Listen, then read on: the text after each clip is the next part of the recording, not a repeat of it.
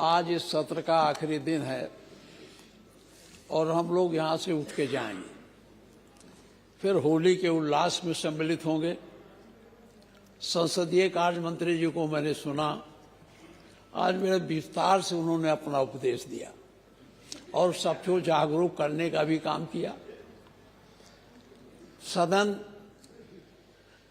सदन की गरिमा और सदन की महत्ता इस बात में निहित है कि हम विषयों पर किस तरह से चर्चा करते हैं और सरकार की तरफ से उसका किस प्रकार से उत्तर आता है। ये विधानसभा की गरिमा को बढ़ाता है। हम लोगों को इस पर भी विचार करना चाहिए। जब हम यहाँ आते हैं तो सभी सदस्य, जैसा आप कहते हैं, प्रयास करते हैं कि अपनी बात को अच्छी ढंग से रखें। हो सकता है किसी को कोई कमी रही हो, इस पर हम नहीं कुछ कहना चाहते, लेकिन आपके इस विचार से हम पूरी तरह सहमत हैं कि यहाँ गंभीरता से बात रखनी चाहिए और चर्चा को बहुत गंभीरता से प्रस्तुत करना चाहिए। और लेकिन इसी के साथ ये भी होना चाहिए कि सरकार उस चर्चा में किस तरह से हिस्सेदारी लेती है और उस पर कैसे विचार करती है। ये मैं, चूंकि आपने कहा तो मैं कहा, आज ये कहने का अवसर था नहीं। माननीय अध्यक्ष जी, मैं आपको धन्यवाद दूंगा कि आपने इस व्यवस्था को चलाकर, ये जो आपने लगा दिया है सब, इससे यद्यप हम बहुत ज़्यादा इसके एक्सपर्ट नहीं हैं कि हम लोगों के समय में तो टेलीफोन भी नहीं था। जब हम लोग यहाँ चुन के आए थे तो टेलीफोन नहीं था, मोबाइल कौन का है। बनारसी दास जी ने एक वो बनवा दिया था अपने अपने निवास पे कि जहाँ जाइए 50 पैसा दीजिए तो आप कहीं टेलीफोन करिए। अब ये युग आगे आ गया, उसको आपने आगे बढ़ाया, इसका मुझे बड़ा बेहतरीन अनुभव हुआ। सबसे बड़ी अच्छी बात यह आपने कर दी कि जो विधायक यहाँ हैं, अब जब वो बोलते हैं तो इसके नाते उनकी बात उनके क्षेत्र में जाती है।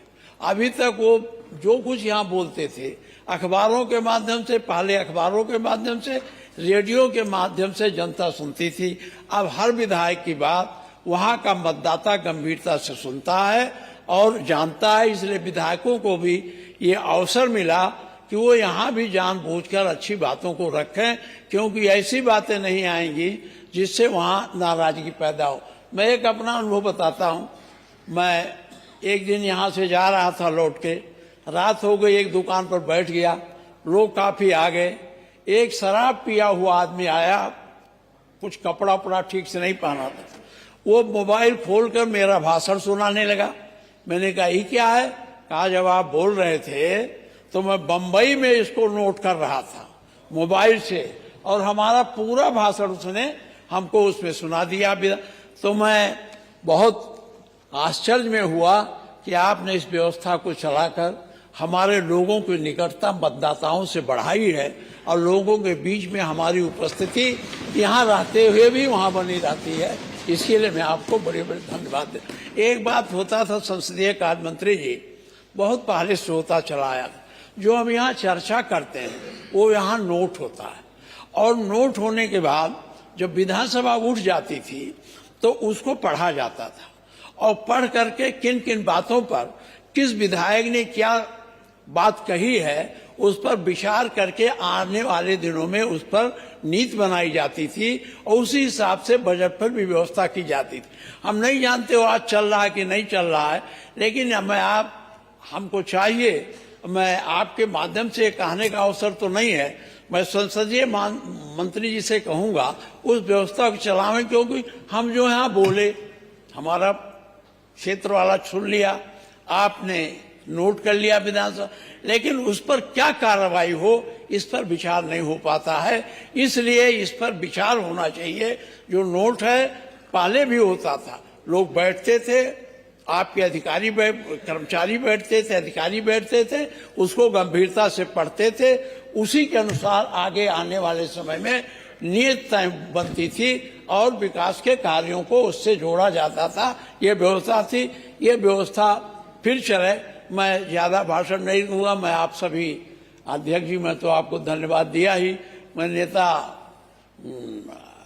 अपने नेता सदन तो है नहीं, इसलिए संसदीय कार्य मंत्री जी को बहुत लंबा समय मिल गया, उनकी बाणी भी सबको सुनने को मिल गई। मैं उनको बहुत धन्यवाद देता हूं, आभार करता हूं, आभार प्रकट करता हूं अपने सभी साथियों का, अपने सभी दलों के नेताओं के प्रति भी आभार प्रकट करते हैं कि इसके संचालन में उन्होंने सहयोग दिया।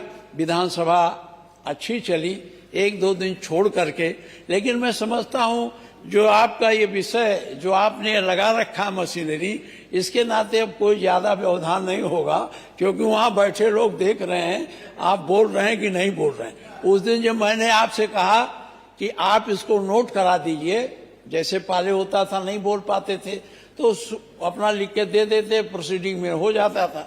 आपने जब मुझसे कहा अब ऐसा नहीं है, तो मुझे आभास हुआ, उस शराबी ने जब मेरा भाषण सुनाया तो मुझे आभास हुआ क्यों आपने मना किया। शराबी सच बोल रहा, क्योंकि जनता वहां सुनना चाहती है, इसलिए मैं आपको और धन्यवाद देता हूं। मैं एक बात अपने साथियों से कहना चाहूंगा, यहाँ बहुत साथी नए हैं, बहुत पुराने हैं, हम लोग बहुत पहले यहाँ आए थे जब ये सब भी नहीं था, नहीं ये था एक तो बीच में टंगा रहता था लंबा, वहीं जाके लोग बोलते थे 4 आदमियों के बीच में। अब बहुत परिवर्तन आ गया, इस परिवर्तन के हिसाब से हमको भी अपने को परिवर्तित करने की आवश्यकता है और अपने कार्यकलापों से हम एक कमेटी बनी थी संसदीय कार्य मंत्री जी, प्रश्नकाल का व्यवधान न हो, उसमें कोरियन साहब जो राज्यसभा के उपाध्यक्ष थे, उन्होंने उनकी अध्यक्षता में कमेटी बनी थी, मैं भी कमेटी में था और बहुत बात हो रही थी प्रश्नकाल, कम से कम प्रश्नकाल जो है बाधित ना हो, प्रश्नकाल बाधित ना हो इसकी जिम्मेदारी जितनी हमारी है उतनी विपक्ष भी है, सरकार की भी है। तो मुझे उम्मीद है आने वाले दिनों में सरकार इस प्रकार की कोई व्यवस्था करेगी कि कभी भी प्रश्नकाल बाधित ना हो। ये प्रश्नकाल ना बाधित होने से हमारे विधानसभा की गौरव बढ़ेगा, हमारी महत्ता बढ़ेगी, हमारा जो है प्रचार होगा कि भाई वो एक ऐसी विधानसभा है जहां प्रश्नकाल बाधित नहीं होता है। इसलिए मैं फिर आप संचालन के लिए, अब आप तो आप कही दिए हैं, समझ के बोलिए आश्वासन तो आपके बारे में आपने कहा कि बहुत गंभीरता से बोलना चाहिए, मैं उसको स्वीकार करता हूं और सभी सदस्यों को इस बात को माननी चाहिए। मैं फिर एक बार इस सब संचालन के लिए जो हमारे सचिव हैं, जो यहाँ कर्मचारी हैं, जो मार्शल हैं, जो हमारे सुरक्षा कर्मी हैं, सबको धन्यवाद देता हूं और उनको बधाई देता हूं। यहाँ से खुशी खुशी जाएं और अपने होली को उल्लास में शामिल हों। लेकिन एक बात और कहूँगा, उत्तर प्रदेश के राज्य कर्मचारियों का कोरोना काल में नगर प्रतिकर भत्ता बंद कर दिया गया था, जो अभी तक बहाल नहीं किया गया है। अन्य राज्यों में कोरोना काल में जो भी भत्ते काटे गए थे सभी बहाल कर दिए गए हैं और उत्तर प्रदेश में बहाल नहीं हुए, इसे बहाल कर दिया जाए। इस अनुरोध के साथ फिर एक बार आपके प्रति, अपने माननीय सदस्यों के प्रति जिन्होंने गंभीरता से बातों को सुना, उनके प्रति मैं आभार प्रकट करता हूं और भगवान से प्रार्थना करता हूं ये सब सुखी और संपन्न होके अपने जीवन को आगे बढ़ावें। धन्यवाद। श्री राम।